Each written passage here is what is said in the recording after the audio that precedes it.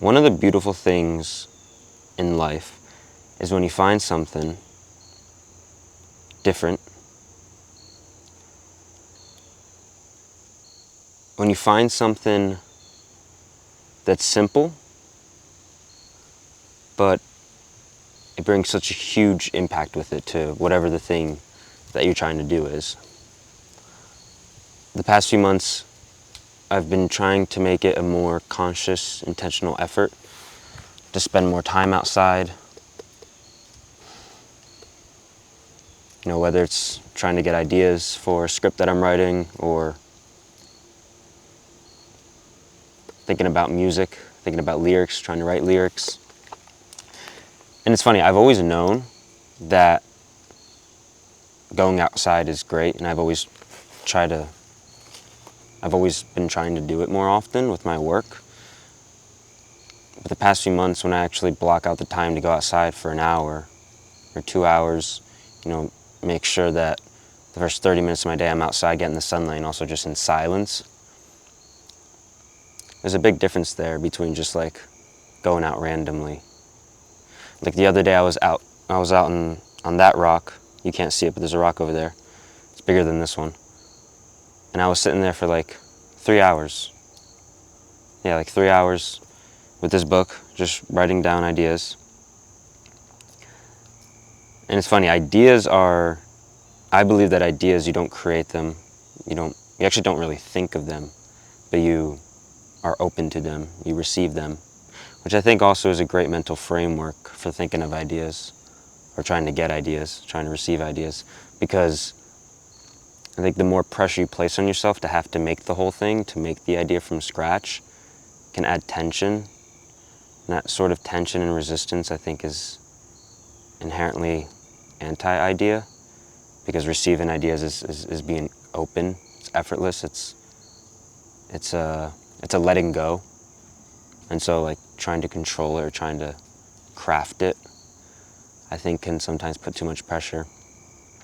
It's funny, when I was sitting on that rock, these people were walking by and they were a little lost, and I had to explain to them where to go. I felt like a wizard like in a video game. You come across a character, I was like, when you get to the fork in the road, you may go straight, left, or right. The straight path will take you to the concrete road. And they were saying that they come out here during the winter too in snow boots. That's crazy. I'll have to come out here. Anyway, ideas.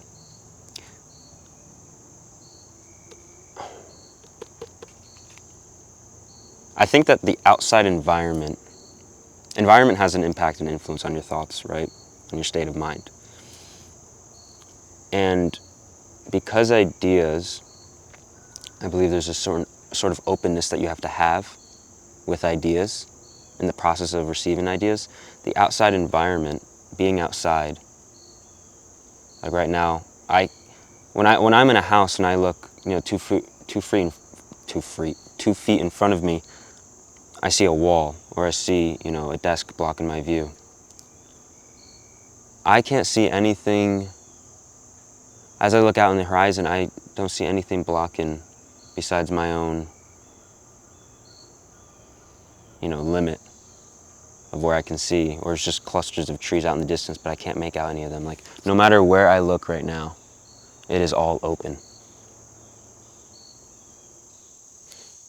And that sort of outside environment, being this open space, influences the state of mind. It's like a mirror. It's like a mirror. It's like my mind then wants to act that way. My mind wants to reflect that. It's crazy how simple the process can be by just making the shift to go outside. And also, it's crazy how ingrained it's in us as a society to just stay inside all day. Because I think I can comfortably say that most people, including myself for a long time, do not make a conscious or intentional effort to spend like a blockage of time outside. Like, that's just not a common behavior, a common habit, really. Which is pretty weird when you think about it. Like, this is how ingrained it is. So for me, I try to I've always had this sort of obstacle, or always had to deal with this in terms of how I structure my workflow, when I work on my projects, my creative projects, my music or my scripts versus, like more work on my business or freelancing, or when I was in college, schoolwork, all these different types of work that I would do. I would look at it, okay, what can I do outside? What can I do inside? Now, I can work on this script outside. I can think of ideas outside. That would probably be better. But, when I work on freelancing, when I work on editing, I got to do that on the laptop. So, okay, that's inside. And that would just be automatic. Okay, this laptop work has to be done inside. But then I was having a YouTube live stream the other day, and some guy, I don't know if it was the other day or a couple weeks ago, which live stream it was, some guy was telling me, oh, you should do your laptop work outside, because that's what I do, and it's great. And I was like, huh, I never thought of that. It's just so ingrained to just work inside, do certain work outside. And then yesterday, I was outside working on my laptop because I was doing music. That's it, yeah. I was mixing some things for a song that I'm working on, and I was outside doing it. But I always registered that as, okay, mixing on a laptop, that's got to be inside. But it's an artistic practice. And so when I was outside, it was just so, oh my gosh, it was crazy. The sunlight, the air, the open space, and that's a big thing with being outside, is like, because the environment has an impact on your thoughts, I really think that this sort of freeness, this openness, and the senses, right? Senses are everything for artists, for creatives. All of that influences and promotes creativity, flowing, effortless creativity. And that's not even like mentioning like energetically and physical health wise, we need sunlight, we need fresh air.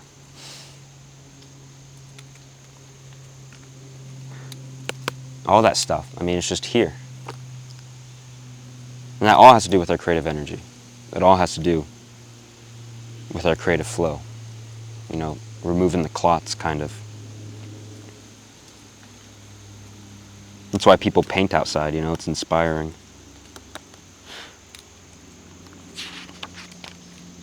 Something I was thinking about, going back to ideas, receiving ideas, is that when I was in Florida visiting my grandparents, we were at the beach, and I was actually sitting on a rock, and I was watching the waves crash over other rocks.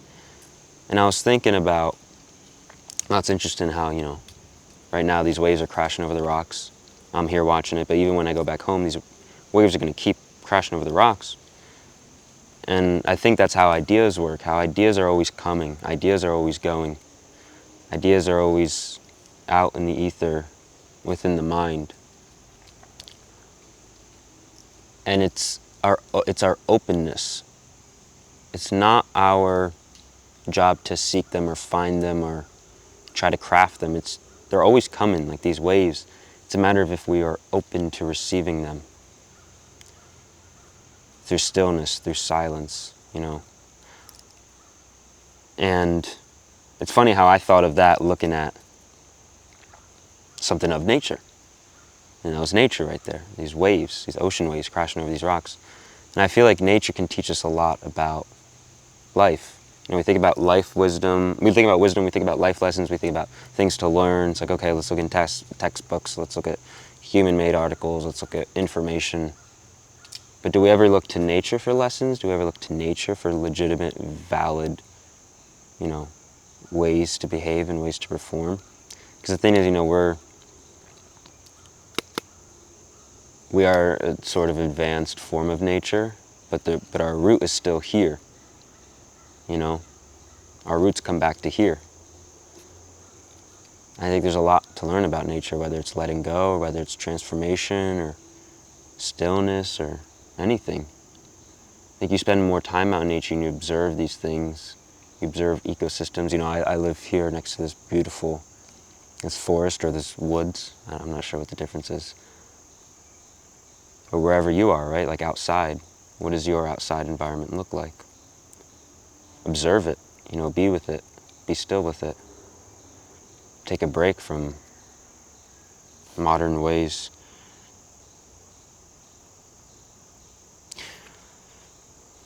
Actually, a YouTube video I'm working on right now has to do with that. It's like how we can learn a lot from nature. There's a lot of synchronicities, a lot of commonalities between shapes and structures in nature and then in our society.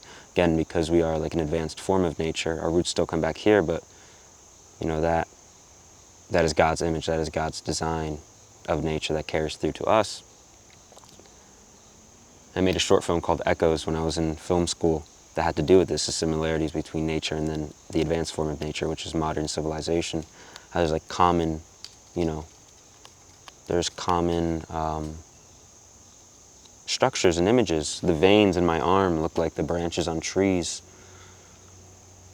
The sun looks like the light in my eyes. And I think because of that, you know, nature is art. We can find art in nature. When I look at the clouds and the clouds are being hit by the sun in a beautiful way, I mean, that's lighting. You know, in cinematography and filmmaking, you know, you do lighting to create shapes, to create different shades and colors. But there's lighting naturally found in nature. The way this light is hitting this tree in front of me or the rocks around me, creating different shapes and shades. That's why in movies you can just put the camera on nature and it's just a beautiful shot. It has little to do with, I mean, you could argue, I would argue it has little to do with where exactly you put the camera. It has mostly to do with the natural beauty that is found right there in nature. So I think spending time in the outdoors can teach you a lot about art, and it can inspire you creatively to think about your own art, to think about the nature of your own art, to think about the nature of art itself. Another thing is senses. Like for creatives, artists, right, our senses are everything. Our sensitivity, our emotional sensitivity, our sensitivity to things, to feelings.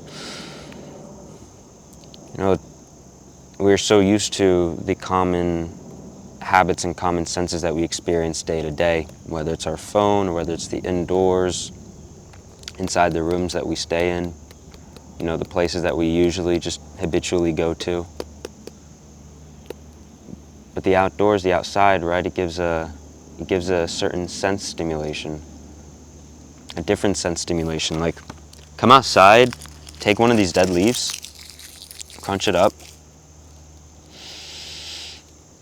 Like that smell, that's not a regular smell. That's not a smell that most people smell day to day, right? This is something Da Vinci was actually big into. This is a Da Vinci book. Was senses, was smelling things, like experiencing new things in the senses. And even that, the sense of me feeling and crunching that leaf.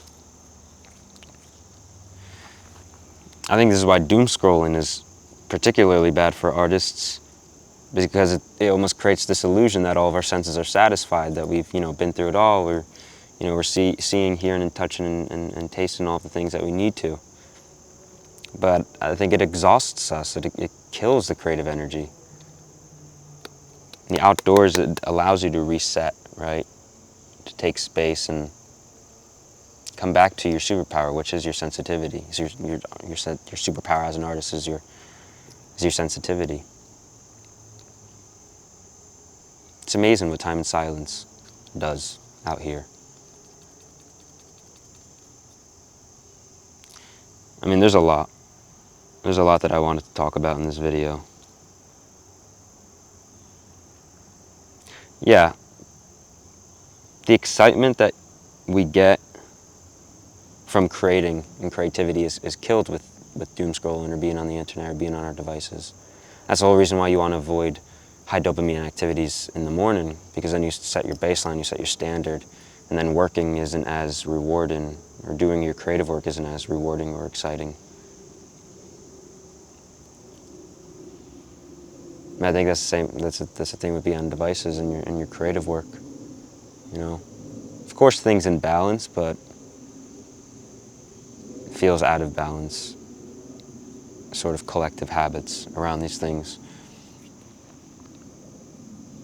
It also just fascinates me that I spend a lot of time in these woods that, like, I rarely see people coming through here. I do. I see, like, the same few people every now and then, but it's just, I don't know. I would think that more people would come out.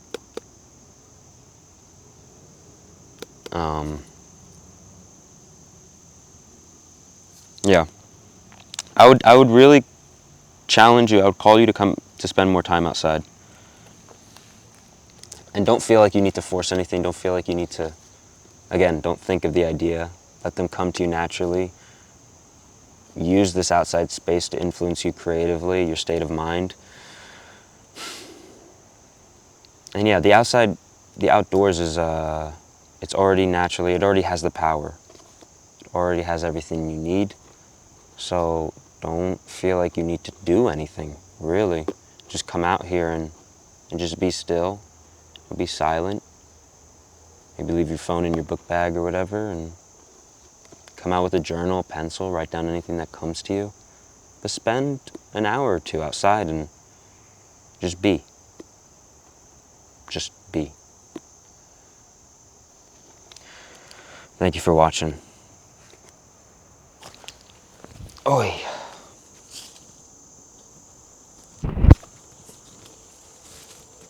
Goodbye.